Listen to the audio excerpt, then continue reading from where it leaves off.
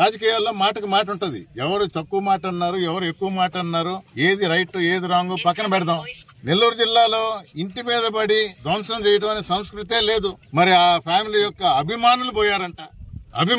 అభిమానులు పోయి ఇంట్లో ఉన్న ప్రతి ఒక్క రూమ్ లో ఉన్న ప్రతిదీ ధ్వంసం చేశారు. అదే ఆ రోజు ప్రసన్న కుమార్ రెడ్డి గారు ఉంటే ఏమైనది ఊహించడానికి కూడా కష్టంగా ఉంది. వారి అమ్మగారు ఉన్నారు, చెప్తున్నారు, అభయ గుర్తుందా, మీ నాయన మా ఆయన నల్లపురెడ్డి శ్రీనివాసరెడ్డి, నేదురుమల్లి జనార్దన్ రెడ్డి ఎన్నో విషయాల్లో విభేదించుకున్నారు, మాట్లాడుకున్నారు. కానీ ఈ విధంగా ఎప్పుడూ లేదు. నెల్లూరు జిల్లాలో లేని సంస్కృతిని కొత్తగా తీసుకువస్తున్నారు. పోలీసులకి కేసు పెట్టాం, వీడియోలు చూపించాం, కథలకే లేదు.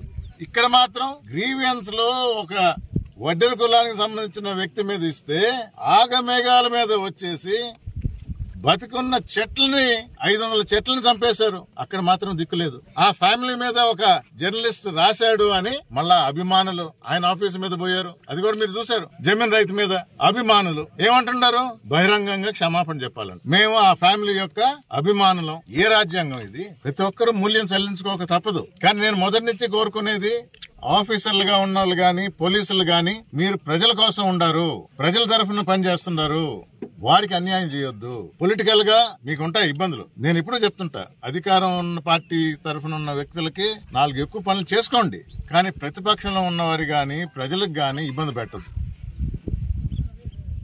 వారి తరఫున వైఎస్ఆర్ కాంగ్రెస్ పార్టీ పోరాడుతుంది. వెంకటగిరి నియోజకవర్గంలో వారి తరఫున నేనుంటా. ఇది వరకు కూడా తప్పుడు కేసులు పెట్టినప్పుడు కోర్టుకు తీసుకువెళ్ళడం జరిగింది.